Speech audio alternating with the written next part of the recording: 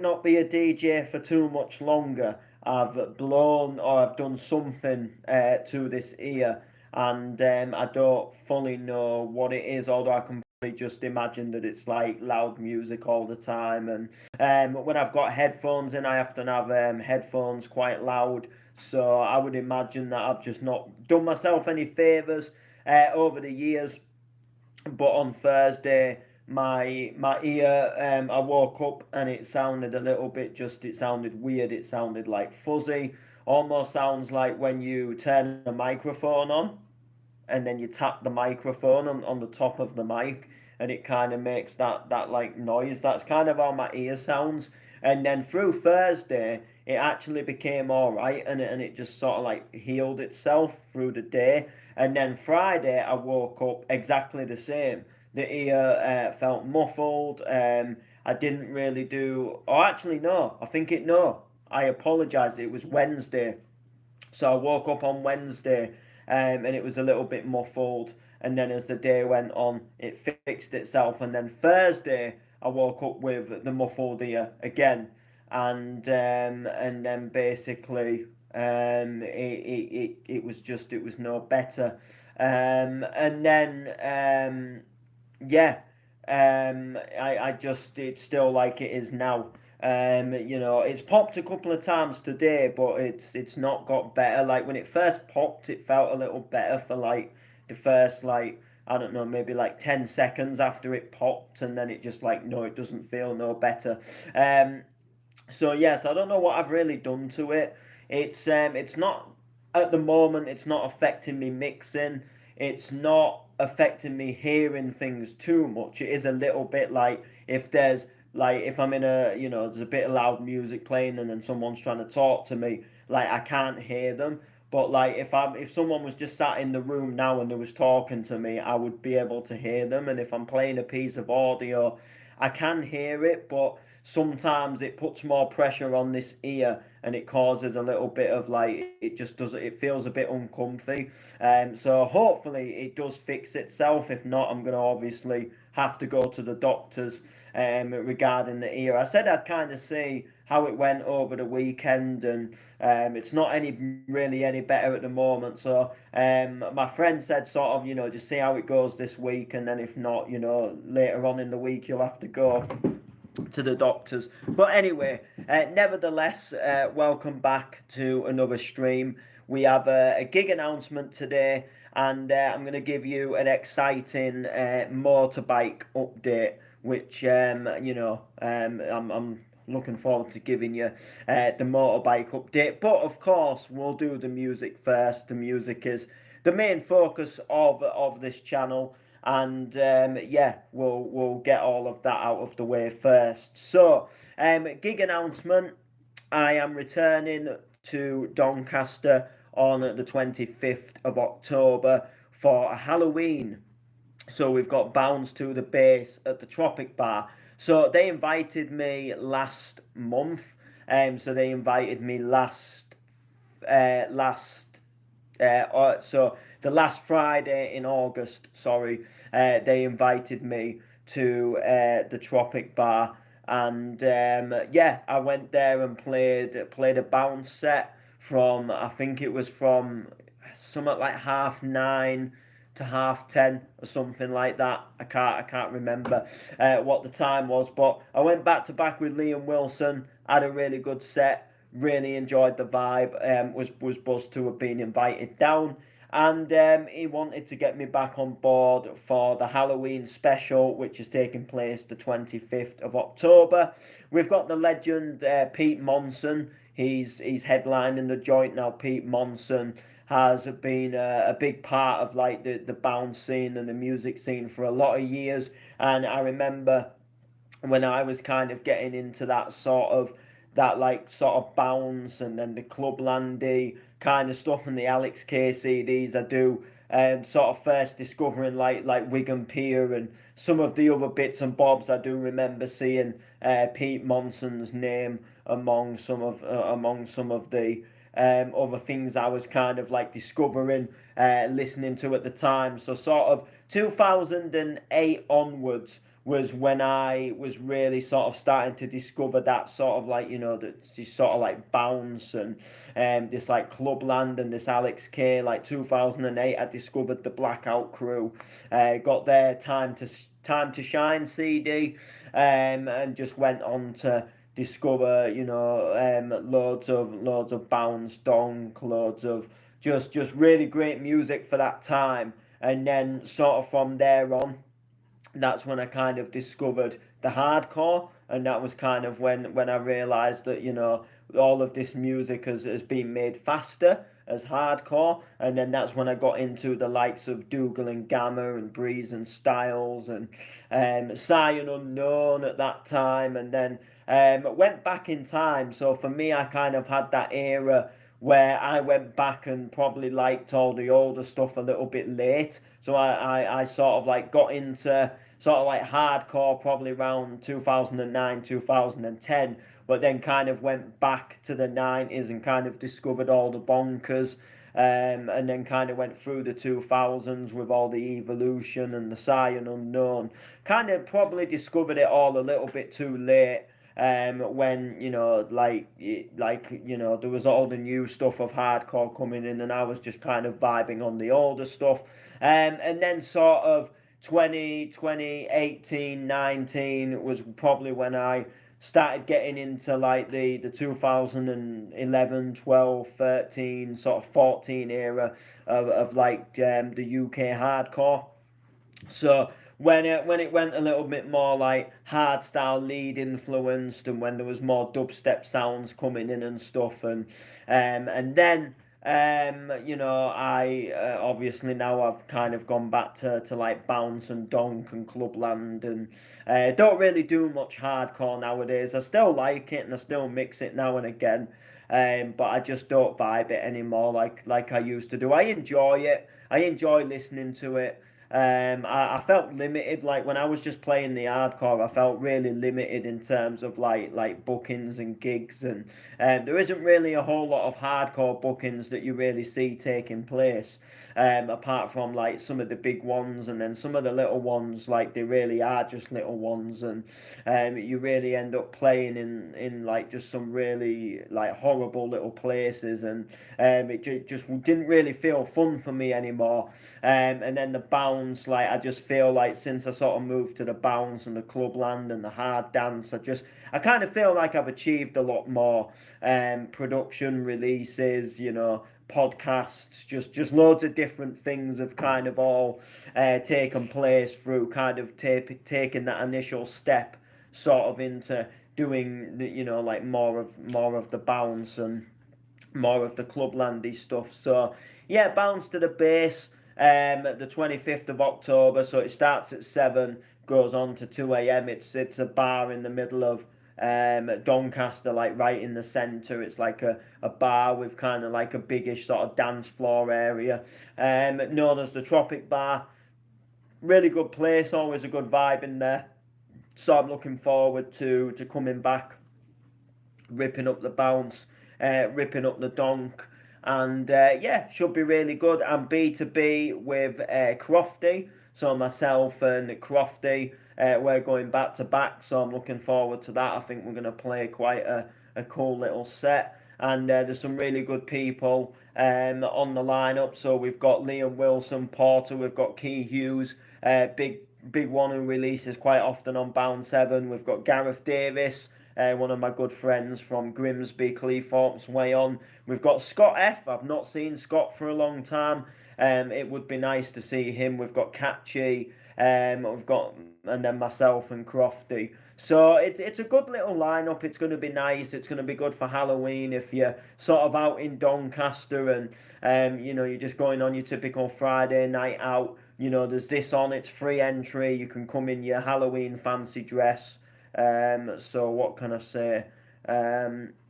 Looking forward to obviously coming, ripping it up. So free entry all night long. There might be some offers on drinks. I'm not sure. All I really know is at the moment it's free entry. It's 2 a.m. It's Friday, the 25th of October, and it's at Tropic Bar. So it's going to be a shed load of fun. and I'm really looking forward to it. So massive respect to Liam Wilson for putting me on and giving me that opportunity to play once again. I like coming to the Tropic Bar and playing, and yeah, it's another booking for the calendar. So I'm really excited to come and play bounce and come and play some absolute tunes. I should have some new stuff of my own by then ready to play as well. I've done a couple of new bits lately. So I did.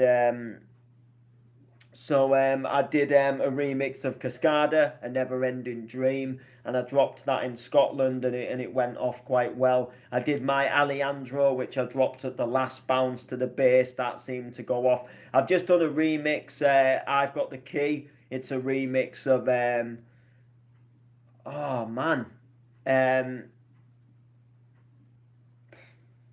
do you know what? My mind has gone blank. Who did I've Got the Key originally? The Key, The Secret. I can't believe, like, I know that song so well.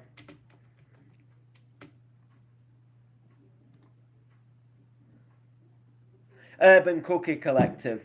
I don't know why I forgot that. Like, I feel so that I forgot that. So I've just done a remix of that, using vocals from another remix, like a re-sung tune by the Real Bass Booty Babies. So I've done a remix of one of their tracks before that's on Excite.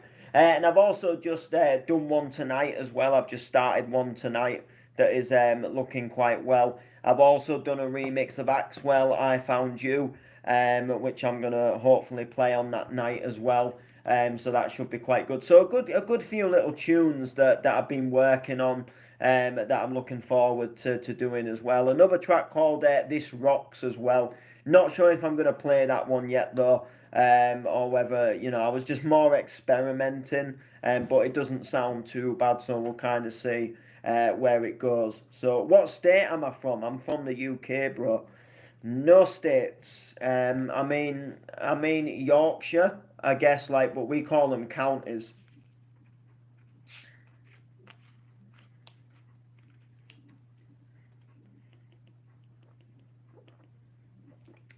Just top up on the drink, top up on the old liquid refreshments, because why not?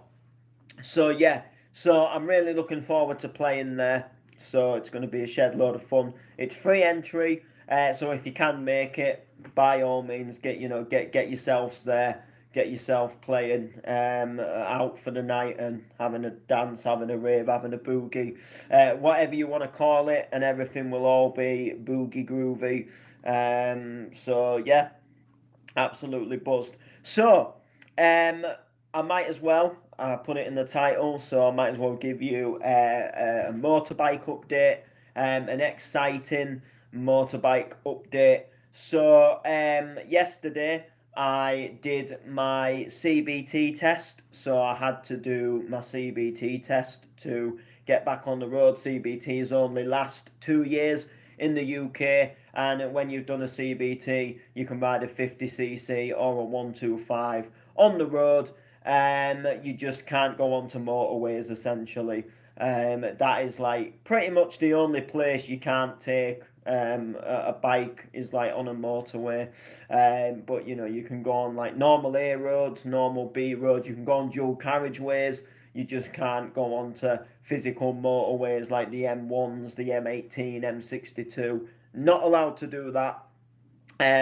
For those of you who are not in the loop 100% about anything about the bike, basically, I I was during having some little thoughts in my mind, that I would like to get a motorbike just for work purposes and visiting my grandparents and just doing a few little things like that. So I decided that I was just going to keep an eye out and see if any bikes pop up on the market. Lo and behold, one did pop up on the market that was in Hull. So I messaged the seller. Turns out the seller was going on holiday and he'd put the bike into an auction. So I went down to the auction house, had a look at the bike, decided that, I'd like to put a bid on this bike. I put a bid on the bike, and the rest is history, kind of. So I got the bike, took the bike back to a friend's house to store it in his garage, until I got the test done, until I was, physically ready to ride it on the road. Quickly became to realise that getting a bike on the road is a lot more expensive than I first thought it was going to be, even a lot more expensive than when I used to ride one on the road myself. I used to ride one about sort of 6-7 years ago. The insurance was not as expensive as it is now. To actually pay to do the test, nowhere near as expensive as it is now. So it's most certainly gone up. So yeah. So I quickly realised that, so I had to give myself a little bit of time to recuperate and get some money back together so I could pay to do the test, etc. Decided one day that, well, my mate was jet washing his garage, his garden, sorry. So we kind of like, I came sort of like to give him a hand and stuff, and do some little bits in the garden. Decided that we'd, it was quite a nice sunny day. Decided we'd sit our bikes on the drive, so we'd put our bikes out of the garage on the drive. That way we could get the jet wash out and everything, and we could just go ahead, and it was just easier. And then I was just having a little bit of a look around my bike. Decided, while it's just sat there and I'm at my mate's for a bit, I've just got a really good bit of time just to go around the bike and just sort of check things that I wouldn't necessarily have checked when we first bought it, just because we bought it, we got it to the garage quickly, and then we stored it. And I had to go back to work. So I was just going around, do all the lights work, do all, these little bits and bobs work, and I haven't even lifted the seat off yet, and I haven't done this and done that. And then I decided that I haven't even tested the kickstart yet. So I went to test the kickstart, and I fell over with the bike, and I snapped the clutch lever housing, which was a little bit of a shame. It was really gutting, actually. So I had to then buy a clutch lever housing that had to come in the post, and that is the whole story of like the motorbike so far. It started off really good, like finding the bike. It was like everything was on my side. It was like the universe was telling me, like, you should get a bike, Noble. And then I got the bike, and it was just kind of like, all these different things that I just come to realise, that I probably should have looked into before I decided, that I was going to buy a bike. I should have maybe checked like how much, insurance would be and how much a test would be. But I just thought, get a bike, get the test done, insured, and boom, I'm on the road. But that was obviously far from it. So yesterday, I finally did the CBT test, and I am now legal. I can now take my bike onto the road once I've insured it, once I've taxed it, and that is all fine and dandy. That is all going to be absolutely wicked. So so essentially I've just got to insure and I've just got to tax it. So I did the test yesterday. I had to be up at I got up at 6:30. The test it starts at 8 o'clock, but essentially you've got to be there for 6:45. So 7:45, sorry. So I set my alarm for 6:30. I slept in a little bit, and I actually got up about 7:15. Just got up quickly, had a drink, got ready. Luckily, I don't live too far from the test centre where I was obviously going to do the CBT test, so it was about a 10-minute walk, if that. So I could easily set off at 7:30, and I would have been all fine and dandy. So so I got up, had a quick drink, got myself sort of spruced up and ready. Got everything I needed, got my jacket, my helmet, my gloves, all of that kind of stuff, and then just basically took myself over to the test place. And all I'm gonna say is like it was a lot easier than I thought it was gonna be. Like I obviously I've done them before in the past, but The first one I did, which is the one I probably remember the most, was the one I did like 10 years ago. And I remember where I did it, and we just literally like we just did these like we just did these like like all the usual stuff that I did yesterday, but I had like a really arrogant instructor who I think at the time he was really into what he was doing, and he knew what he was doing. And that's what made him a little bit stricter. And I remember at the time, like I was 16, I was still a kid. So I passed, but like I remember like I only kind of like there was a few faults that he said. Like he said, I'll pass you, but you need to buckle up your ideas a little bit on the road. So it wasn't. I didn't do as well. And then the second time, I went to a place just out in a little village outside of where I was living at the time, and this place it wasn't the best place to do your test, but it kind of was at the same time. So I went to this place. It's now shut down. It actually got done. I think like the company was in debt, and I think they were. I think that one of the I don't know if the owner was shortchanging people or like robbing money off people or something. There was something anyway, but you could tell that they weren't really as professional as possible. So if you wanted to go somewhere where they don't really give a shit and they'll just pass you off, like especially when you've done it before, it was an all right place to go. So I went to this place. I think there was only me on the test that day. We just quickly did a few little bits and bobs, and by this point I'd already been riding. The test had just ran out, so I just renewed it, kind of thing. So essentially that was it really. We went on the road for a little bit, and he just said, look, I can see that I can see you're confident enough. We don't really need to keep riding out on the road, so I'll just take you back to the office, and we'll pass you off. And that was kind of it. But then obviously, since last time, which was that time, it's been a good probably 8-9 years. So it was obviously for me, it was a little bit like, ooh, has anything changed? But no, I got a really sound instructor. I got a really nice guy who was just absolutely amazing. He used to be a DJ himself. He was just a really nice guy, and I just kind of flew through the test. And again, we went back to the office early, and he signed us off because we was all right. We knew what we was doing.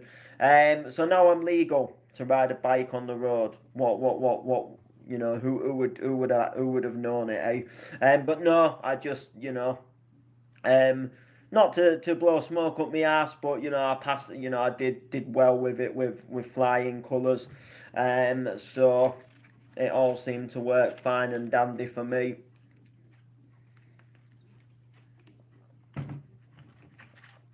So yeah, so this week I think I'm gonna be insuring the bike. Gonna be taxing the bike. Getting it ready to go on the road. There's just a couple of little things with the bike that I've just got to be wary about. So the brakes are sticking just a little bit, but I think that might just be the fact that the bike's been kind of sat for quite a while. So literally, I've just got to kind of just maybe like run the bike in a little bit and give it a proper bit of riding, and just kind of like the bike is braking, but the braking's just not as good as it should be. So we're just gonna kind of like see if it just needs wearing in. And there's a tiny little leak somewhere. That when you start the bike up, there's just a tiny little drip somewhere, and then it's like it's going. I don't know if it's like hot oil or something. But then it's dripping onto my exhaust pipe, and it's just causing a bit of smoke. So there's just something to be a little bit aware of, and just kind of see sort of how it goes. And for some reason, my FL Studio is playing up.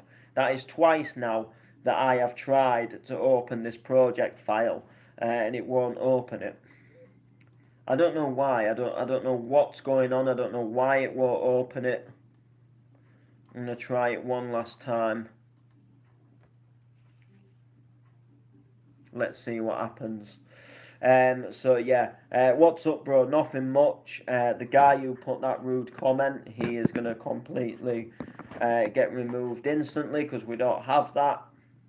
We don't have that on the channel. What test? I was on about CBT test, so don't listen to him that said AIDS test because it's not that. But we try to keep things. I mean, I ain't gonna say PG. I've sweared many a times on this channel, but you know, I'm not stupid. You know, I don't. You know, we don't just interact with daft comments. You know, and that's not what this channel is about. So anyway, so yeah, so booking, bike is all good. So we will be back with another stream at some point soon. So make sure to like, comment, share. Peace.